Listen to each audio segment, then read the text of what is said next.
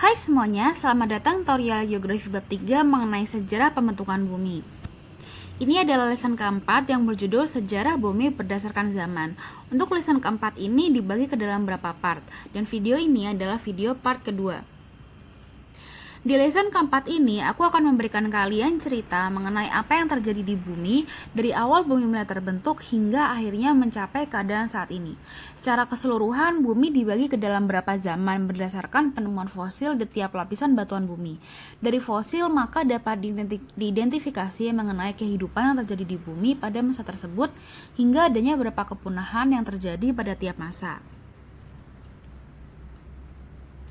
Waktu geologi relatif tidak menggunakan satuan yang dapat diukur seperti tahun, hari, atau jam. Di lain pihak, waktu geologi numerik adalah pengukuran yang dilakukan terhadap peristiwa-peristiwa geologi dengan menggunakan satuan yang dapat diukur, misalnya tahun. Nah, untuk menjelaskan sejarah bumi ini, saya akan menggabungkan antara waktu geologi dengan perkiraan tahunnya. Zaman sejarah pembentukan dan perkembangan dan kehidupan di bumi dapat dibagi menjadi 4, yaitu yang pertama adalah masa Prakambrium, kemudian Paleozoikum, Mesozoikum, dan yang terakhir Cenozoikum. Untuk part kedua ini, saya akan membahas mengenai Paleozoikum. Masa Paleozoikum merupakan masa di mana terjadi perubahan secara drastis, baik untuk geologi, iklim, maupun evolusi makhluk hidup. Terdapat banyak masa di dalam masa Paleozoikum. Ada Kambrian, Ordovisian, Silurian, Devonian, Mississippian, dan Pennsylvanian, dan kemudian terakhir adalah Permian. Pada masa Kambrian, di sini kita dapat menyaksikan perkembangan yang paling pesat, adanya perkembangan makhluk hidup yang pernah dialami oleh sejarah bumi, atau dikenal dengan nama ledakan Kambrian. Ikan, antropoda, amfibi, anapsid, dan lain-lain seluruhnya berevolusi selama masa Paleozoik ini. Kehidupan awal muncul di laut, namun kemudian bertransisi ke darat pada akhir masa Paleozoik, didominasi oleh berbagai macam bentuk organisme. Hutan lebat dengan tumbuhan primitif menutupi seluruh benua. Banyak yang akhirnya menjadi lapisan batu bara di Eropa dan Amerika Utara. Era Paleozoik diakhiri dengan kepunahan terbesar sepanjang sejarah bumi, kejadian kepunahan Permian Triasik. Efek dari kehancuran ini sangatlah merusak, hingga membutuhkan kurang lebih 30 juta tahun untuk menuju ke era Mesozoik. Walaupun recovery yang terjadi di laut kemungkinan lebih cepat terjadi. Zaman yang pertama dari masa Paleozoik adalah zaman Kambrium. Zaman Kambrium terjadi pada 590 hingga 500 juta tahun yang lalu.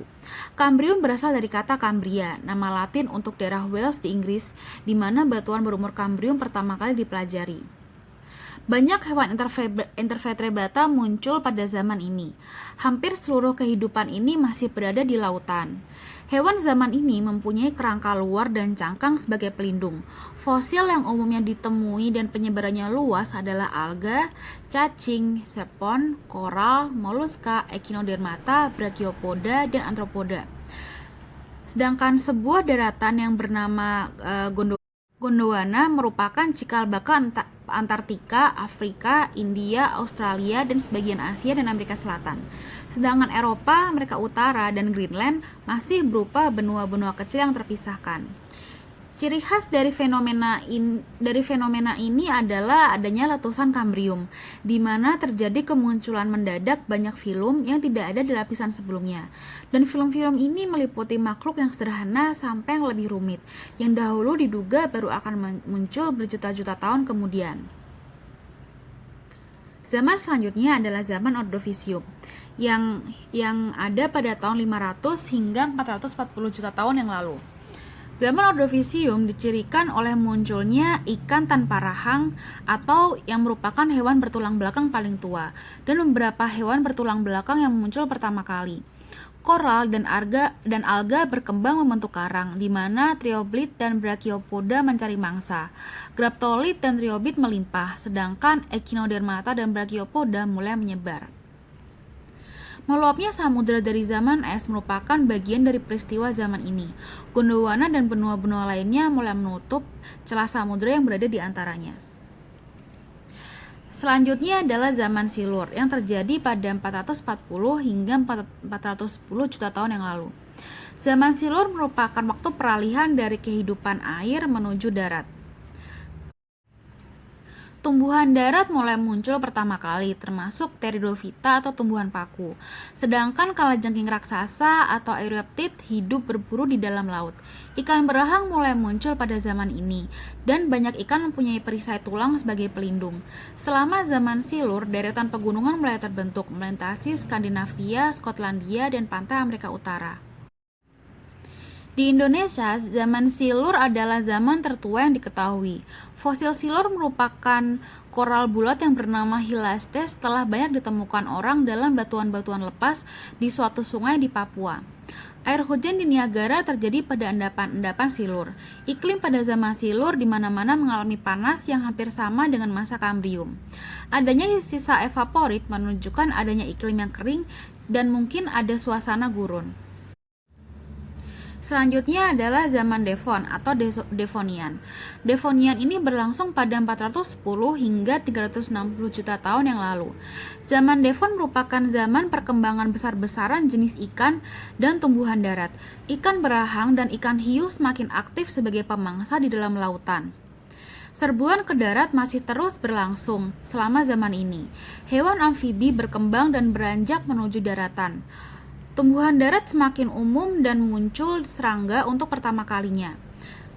Samudra menyempit, sementara benua Gondwana menutupi Eropa, Amerika Utara, serta Greenland. Selanjutnya adalah zaman Karbon, yang ada pada tahun 360 hingga 290 juta tahun yang lalu. Di sini reptil muncul pertama kali dan dapat meletakkan telurnya di luar air. Serangga raksasa muncul, dan amfibi meningkat dalam jumlahnya. Pohon pertama muncul, jamur kelap, tumbuhan fern, dan paku ekor kuda tumbuh di rawa-rawa pembentuk batu bara.